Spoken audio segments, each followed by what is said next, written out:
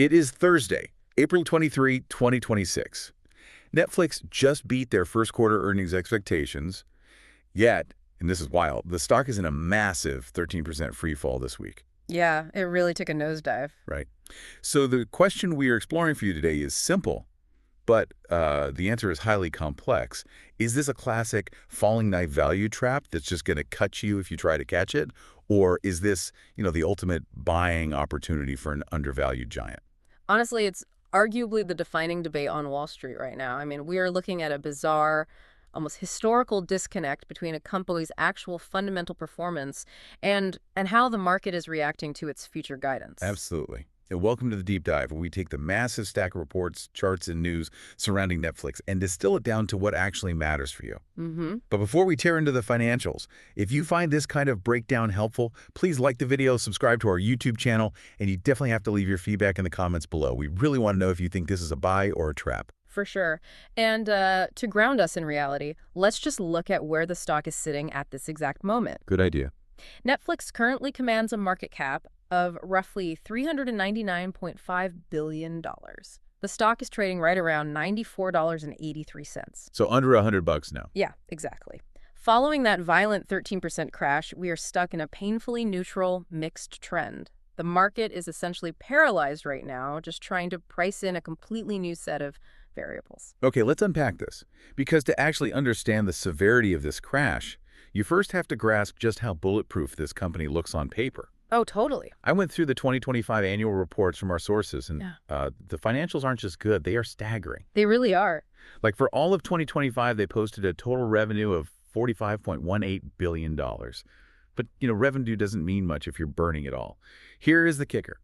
Net income, the actual take-home profit, was $10.98 billion. Wow. Yeah, that gives them an earnings per share of $3.16. And we really need to pause on that profitability metric. They are operating with a margin at around 29.5%. Right. Almost 30%? Right. In the entertainment and media space, where you are constantly spending billions to produce shows that might, completely flop, a nearly 30% operating margin is historically unheard of. How are they actually pulling that off, though? I mean, we see headlines constantly about traditional studios bleeding money trying to make streaming work. Why is Netflix keeping 30 cents of every dollar? It basically comes down to the mechanics of scale. When you have a massive global user base, the cost of producing a hit show it's fixed. Oh, I see. Yeah, whether 10 people watch it or 100 million people watch it, the production cost remains exactly the same. Right. Because Netflix has already achieved global dominance, every new subscriber they add or every dollar they raise the subscription price falls almost directly to the bottom line. That's how they generated roughly $9.5 billion in free cash flow last year. That is just a massive cash pile. And looking at Q1 2026, that momentum didn't stall. Not at all. They brought in $12.25 billion in revenue for just one quarter, with a net income of $5.28 billion and an EPS of $1.23. The operating margins are still incredibly strong, like in that high 20s range, feeding into an operating cash flow picture that sits north of $10 billion. Which naturally leads us to the balance sheet. I mean, when a company is generating that much cash, you look at their assets versus their debt to gauge their vulnerability to economic shocks. Right, and the balance sheet looks like a fortress. Total assets are sitting at a massive $55.60 billion, weighed against only $28.98 billion in total liabilities. That's wild. And when you isolate just the debt, it's $14.46 billion. That leaves them with a debt-to-equity ratio of about 53.8%. I mean, for a business model that requires funding massive film productions globally, a 53.8% debt-to-equity ratio seems incredibly conservative. It is incredibly conservative. It means they're self-funding their growth rather than relying on expensive loans. So to put this in perspective for you listening, it's like finding out your friend makes millions of dollars a year, has virtually no credit card debt, owns their house outright, but suddenly everyone in town is treating them like they're going bankrupt. Exactly. Why the 13% cliff dive? If the bank accounts are overflowing, what triggered the panic? What's fascinating here is that the stock market is a forward-looking mechanism. Right.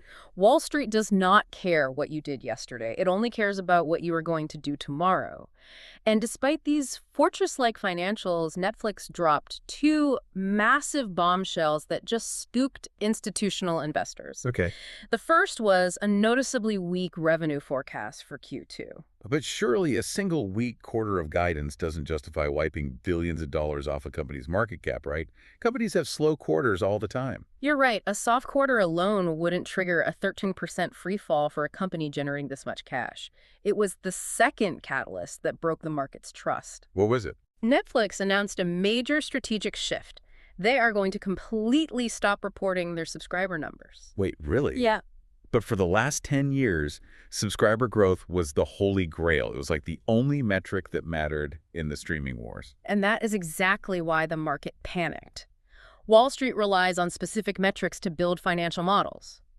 For a decade, analysts built their entire valuation of Netflix based on subscriber growth.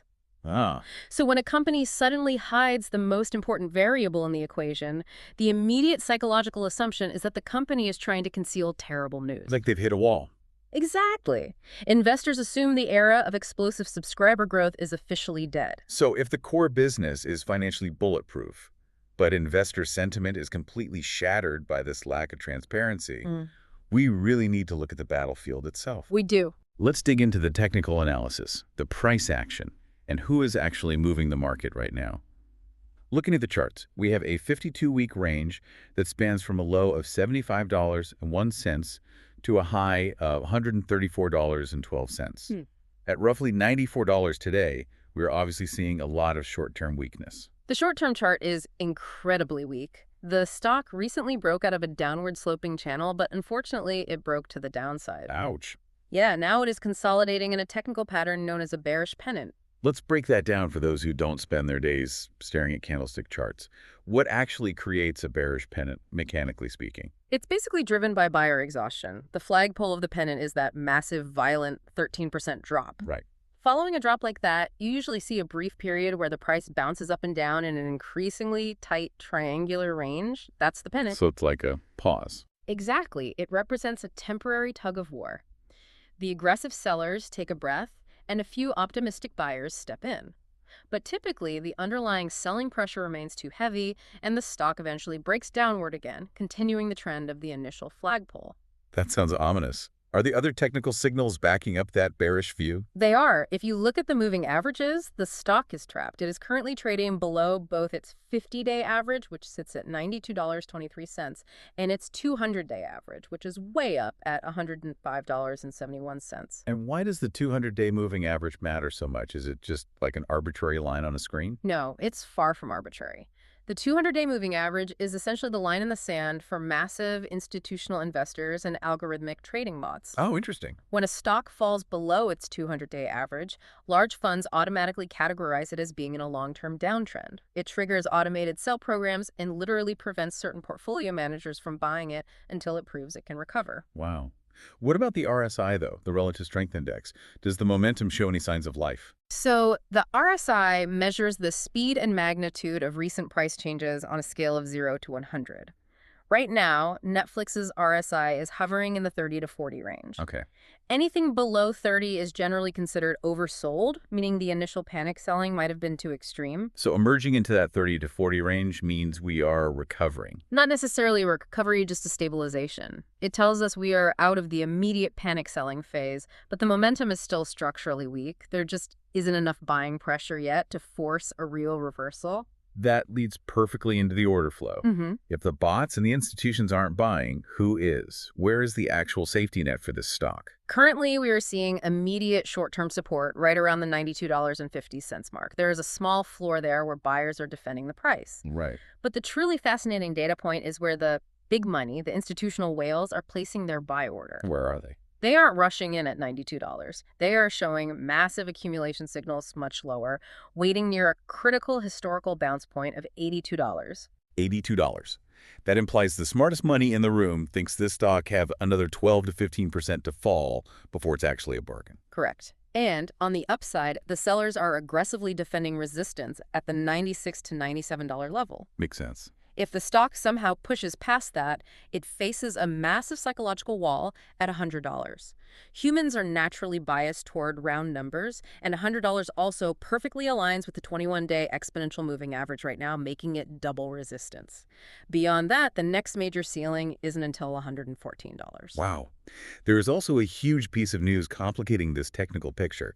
Co-founder Reed Hastings just sold over $40 million in shares as he prepares to step down from the board. Yeah, I saw that. Now, I know founders sell stock all the time to buy yachts or real estate or whatever, but the timing here feels incredibly toxic. The optics are undeniably terrible. I mean, you have a stock dropping 13%, the company explicitly telling Wall Street they are going to hide their most important growth metric, and simultaneously the co-founder unloads $40 million in shares. Yeah, it looks bad. Even if it was a pre-scheduled automated sale, which, to be fair, these often are, it feeds directly into the market narrative that the absolute top is in and the insiders are just cashing out.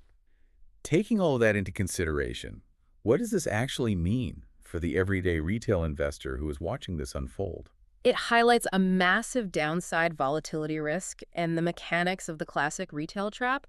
An everyday trader sees a dominant company like Netflix drop 13% in a week, and their immediate psychological reaction is, oh, this is a premium brand on sale. I need to buy the dip before I miss out. They try to catch the falling knife. Exactly, and they end up buying before the dust has settled. Institutional investors, the ones moving billions, operate differently. How so? They don't try to guess the absolute bottom. They wait for confirmed support levels. They will gladly pay a slightly higher price later in exchange for the mathematical confirmation that the trend has actually reversed. Right now, there is zero confirmation of a reversal. So we have incredibly shaky technicals and negative sentiment, clashing directly against an absolute powerhouse of a balance sheet generating massive cash. That's the paradox. This brings us to the core debate tearing Wall Street apart right now. Is this a profoundly undervalued giant, or is this a value trap priced for pain? The analyst community is deeply fractured over how to interpret this puzzle. Though, looking at the ratings, the consensus still leans surprisingly optimistic.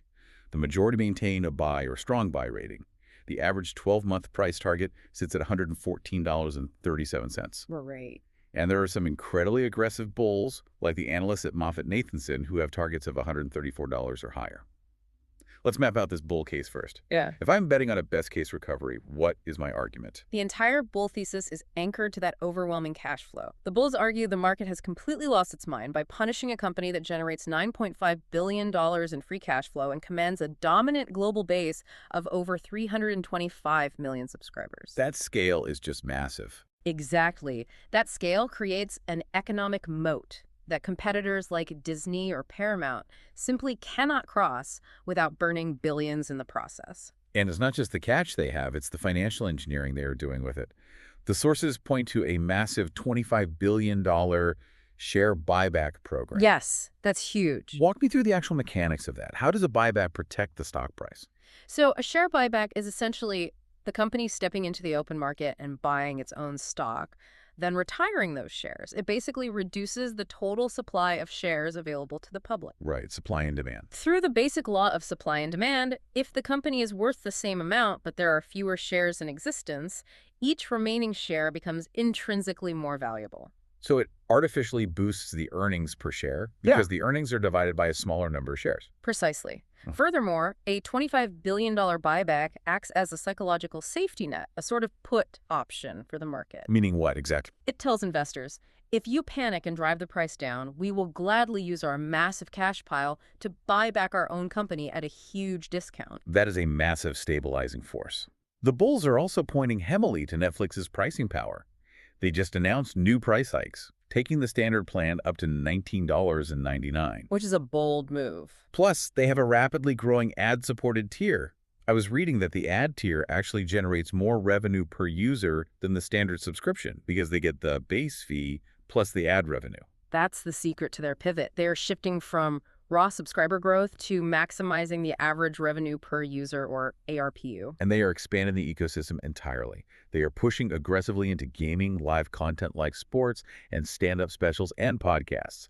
They aren't just a movie app anymore. They're trying to become the entire digital entertainment ecosystem. That is a robust and compelling bullish argument. However, if we connect this to the bigger picture, we cannot ignore the bear case. Fair enough. We have to examine why very smart money believes this is a worst-case scenario that will continue to trend lower. I want to hear the counter-argument. Why are the bears so utterly convinced this is a trap? The foundation of the bear argument is the concept of a stock being priced for perfection. Price for perfection. Okay. Before this earnings report, Netflix was trading at a premium valuation multiple. When a stock trades at a premium, the market demands flawless execution, accelerating revenue, and absolute transparency. Any slight deviation from perfection gets punished severely. And hiding the subscriber numbers is the ultimate deviation from transparency. But I want to dig into why that causes the stock to drop. You mentioned earlier it breaks the financial models. How does that translate to a lower stock price if the cash flow hasn't actually changed? It causes a phenomenon known as multiple compression. Imagine Wall Street analysts are building an incredibly complex math equation to determine what Netflix is worth. For a decade, the most important variable in that equation was subscriber growth. When you remove that variable, analysts have to guess. And in finance, when analysts have to guess, they increase the risk premium they apply to the stock. Oh, I see. It's like going to a famous Michelin star restaurant, right? Right. But they've suddenly taken the prices and the ingredients off the menu. Oh, that's a great way to put it. Yeah. So you sit down and the waiter just says, trust us, the food is good, pay whatever we charge you. Which is terrifying for a buyer. Exactly. Even if the meal is still incredible, that lack of transparency makes you incredibly nervous. You immediately start wondering, if they're substituting the Wagyu beef for something much cheaper in the back. That is the perfect analogy. You just don't pay Michelin star prices or premium stock multiples, in this case, for a black box. Right. Because investors perceive higher risks due to the lack of transparency, they're only willing to pay a lower multiple for the exact same amount of earnings.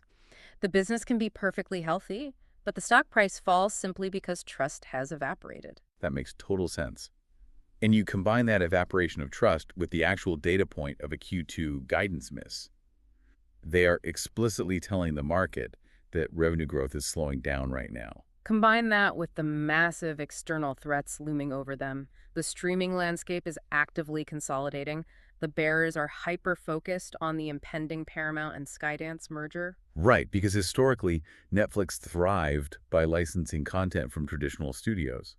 But as those studios merge and build their own massive platforms, they hoard their own content to compete directly with Netflix. Exactly. The bears look at all of this and see a maturing company whose hypergrowth days are behind it, choosing to obscure its metrics right as a newly consolidated army of competitors comes to take its crown. Which brings this entirely complex debate back to your timeline as a listener.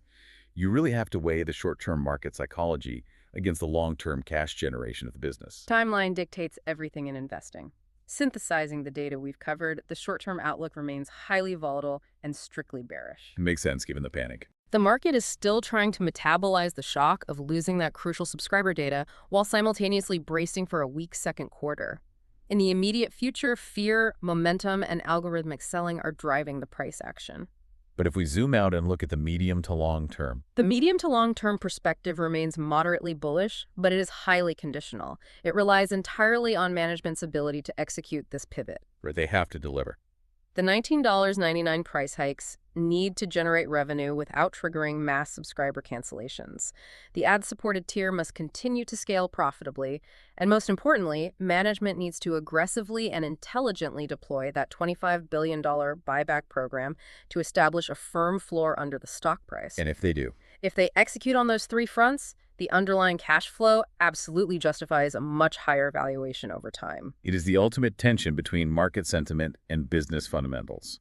Now, as a crucial reminder, this deep dive is a natural debate exploring the research, the charts, and the fundamental data surrounding Netflix. This is absolutely not financial advice. Definitely not. We are simply here to help you unpack the underlying mechanics so you can understand the signals cutting through the noise. Right. The market is a deeply complex ecosystem of human emotion and cold mathematics. Our objective is to provide the broader context so you can evaluate the entire landscape rather than reacting blindly to a single scary headline. And as we bring this deep dive to a close, I want to leave you with one final provocative thought to mull over, building on everything we've explored today. We've talked extensively about the panic surrounding Netflix hiding their subscriber numbers. We know Wall Street views it as a glaring red flag, assuming they are covering up bad news. It is the single catalyst driving the bearish narrative this week. But consider the underlying business strategy for just a moment. Will hiding these subscriber numbers ultimately be remembered by financial historians as the desperate defensive moment Netflix quietly admitted their era of growth was over? Or, and hear me out, is this an incredibly calculated, genius strategic move? By removing the startup metric of subscriber growth, are they finally forcing Wall Street to stop treating them like a volatile tech anomaly and demanding to be valued as the undeniable $10 billion cash-printing machine they have actually become?